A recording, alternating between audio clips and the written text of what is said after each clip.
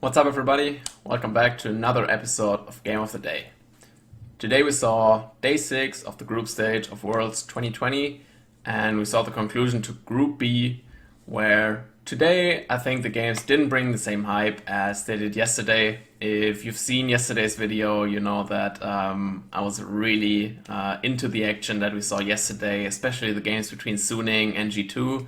So check that video out if you haven't seen it already, because I think today it was a little bit more chilled out, a little more on the down low compared to yesterday, where admittedly yesterday's games were just insane. Coming into this day, Damwon Gaming was 3-0, JDG were 2-1, Rogue were 1-2, and PSG were winless at 0-3. This meant that just going into the day, the first few games could already decide the outcome of the entire group, basically. So let's jump right into those games. In the first game of the day, we saw Damwon Gaming going up against PSG. The standings before this game meant that PSG had to take a win if they wanted to keep their hopes alive to maybe still reach a qualification for the playoffs. On the other hand, with a win, Damwon Gaming could already qualify for the playoffs with a win in this game. And, well, that's exactly what happened. Damwon Gaming took an expected victory in this match after PSG actually did a pretty good job early on to try and break open this game, try and create a possibility for them to snowball it into a win with a couple of early kills, but minute by minute, Damwon Gaming started to outclass them basically all over the map, started to take over and started to roll over them once again, like in the first matchup between these two teams that we saw last week. Coming into the second game between Rogue and JDG, the stakes were very similar. Rogue needed a win to still be able to qualify for the playoffs, and vice versa. JDG with a win could already lock themselves into the playoff bracket in this match. Coming into the game, I really like the draft out of Rogue. I have been saying since like the LEC playoffs ended that I really want to see Finn on a tank. They showed really good games with that against Mad Lions, I think, when they put him on the Sion especially. And here they even got their hands on the Ornn, the meta top laner, the meta tank. And alongside it, they have the Graves and the Orianna. That is basically the meta top side. If you can get that, great. You're set up for lanes, you're set up for aiding the Graves in his jungling, his farming, and you're set up for late game teamfights around objectives. Everything's possible with this top side. Alongside it, they draft a very aggressive bot side though. This is unconventional. Usually you would take a Jhin Bard because they are also very self-sufficient in lane. The Bard can roam, help the Graves with whatever he wants to do. But the Kalista Pantheon show that they really want to play towards the top side, get kills there, take objectives, rotate that bot lane around the map to wherever you want to have pressure, and break open the game pretty early on and try to close it out pretty early on as well, because this is not a bot lane that scales well. The pick on JDG side that I want to highlight is the Sylas in the jungle.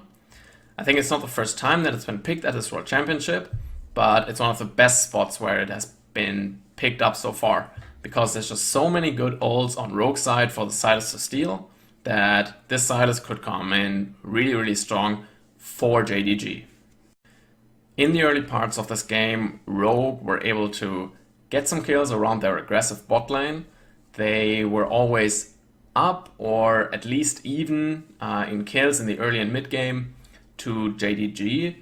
But the further the game went on, the more JDG were able to out-macro Rogue on the map. They got the Drakes, as you can see, they secured the Mountain Soul just a little bit earlier than this clip. They now secured the Baron on top of it, or they are going to, and even with the kill lead, Rogue most of the time weren't in the lead in gold. They weren't able to secure the objectives. I think the really indicting part of this game that basically set the scenes for a JDG win was them being able to secure all the Drakes against Kalista bot lane, where that pick is usually designed to take early Drakes, to snowball the game, to get through Dragon Soul early, and Rogue not being able to do that basically spelled their demise in this matchup. With these two results, both Damwon and JDG taking one additional win, this group is basically decided. Damwon Gaming and JDG have both qualified for the playoff stage, and both Rogue and PSG have been eliminated. But this day held 4 more games to come, 4 pretty inconsequential games. They were just going to decide who goes first, who goes last, who maybe takes home some pride. But I think this is one of the best examples for one of the weakest points of this format of Worlds that we've been running for years now.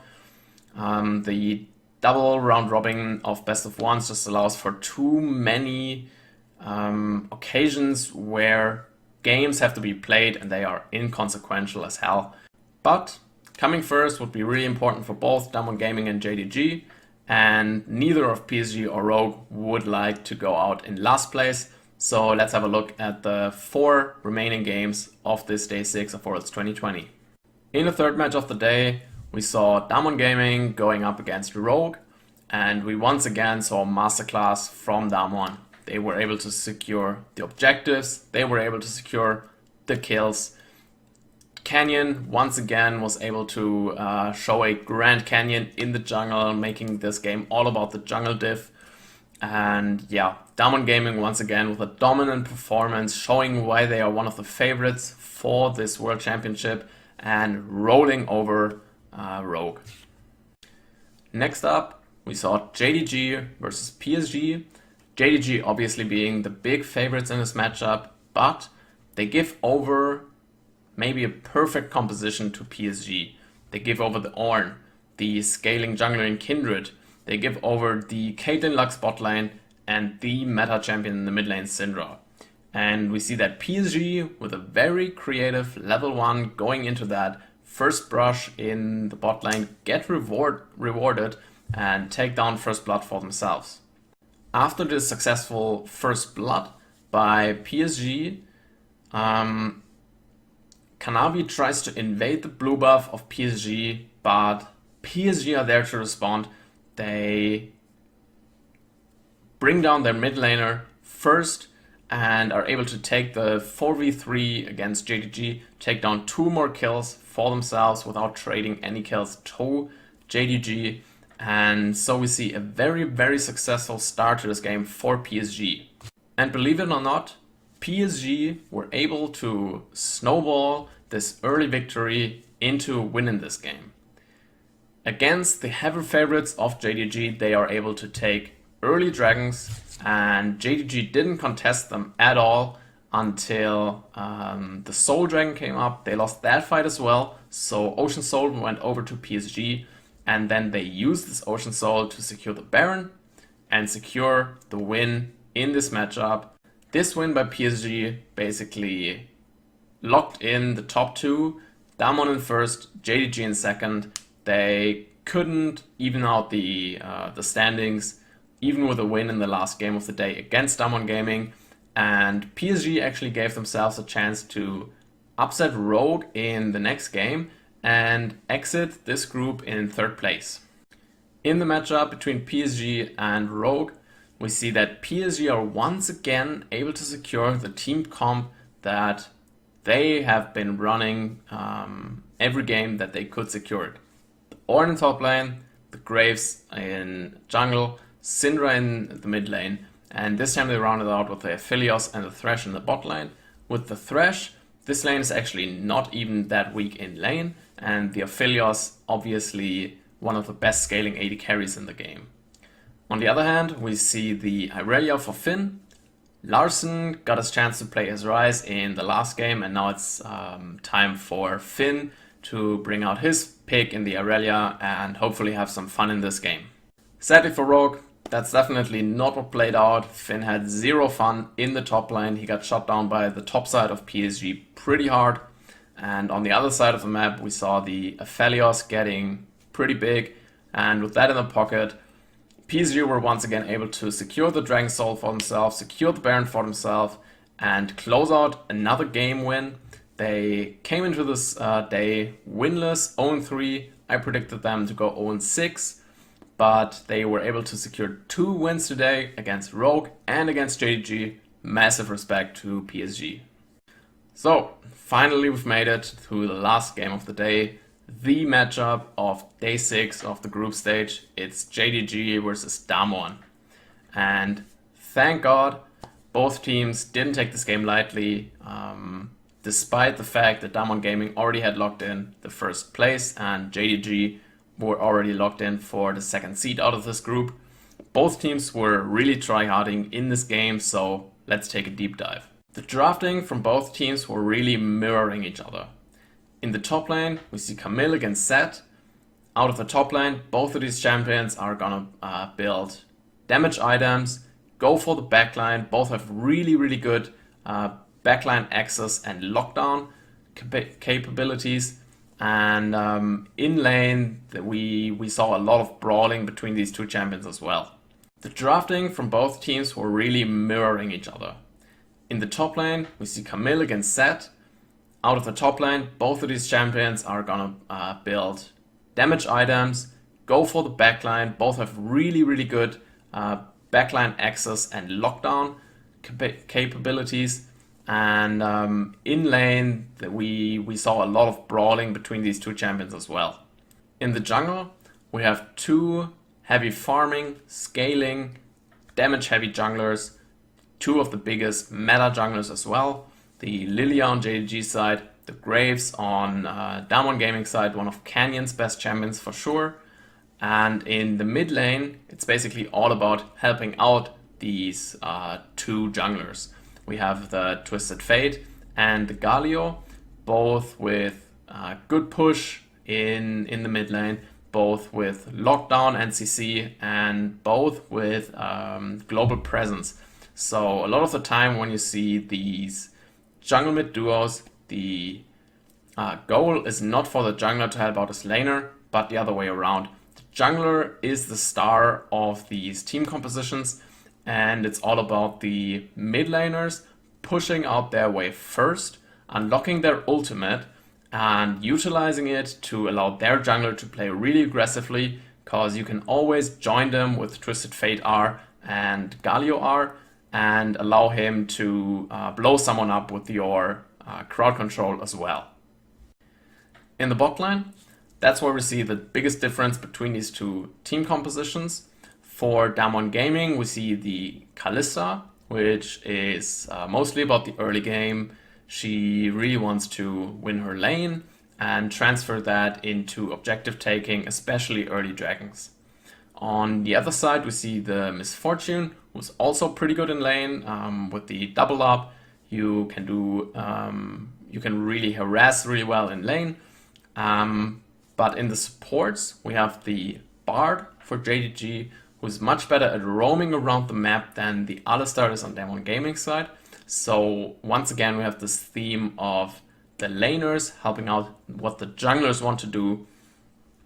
The Alistar is much more about getting to level 6 and then skirmishing, team fighting, really synergizing well with the Kalista ultimate. In the background, we saw the first skirmish of this game around top side. As I said, there's a lot of brawling going on. There's a lot of fighting going on in this game in general, all over the map. Both teams really came to win here. As I already mentioned, there was a lot of fighting going on in this game all over the map. And most of the time it was JDG coming out ahead. They were able to secure more kills for themselves and secure themselves a gold lead for the majority of the game. One of those skirmishes we're gonna see playing out in the background right now. Nuguri really utilizing the Zed ultimate really well to buy himself time, create himself space from the TP flank that came in from JDG. And in the end, the skirmish ended with Canyon coming in very late to the team fight, but really putting the damage in, really putting the work in. and Damwon Gaming were able to win out this skirmish pretty heavily. On the other hand, we saw Damwon Gaming, in exchange for these kills that JDG were able to secure, they were able to secure the objectives. We're gonna see them going for the Baron right here and being able to secure it, but only 2 of Damwon Gaming actually survive with the Baron buff. And later on in the game, we're gonna see them secure the Cloud Souls as well. So this game was really the tale of trading kills on JDG's side for objectives on Damwon Gaming's side. All these objectives couldn't help Damwon Gaming close out this game though, and with JDG having the gold lead, they were able to secure one last team fight for themselves when Damwon Gaming tried to move out of their base towards the Elder Dragon. JDG caught them out, caught Nuguri out, especially in their own jungle. And with this teamfight win, JDG were able to secure this win against Damwon Gaming. It didn't matter at all in terms of the standings, but I think it was great to see Damwon Gaming really still tryharding in this game, JDG giving it their all as well, and 2 great teams going head to head. And now we have a 1-to-1 in terms of best of 1 wins between these 2 teams.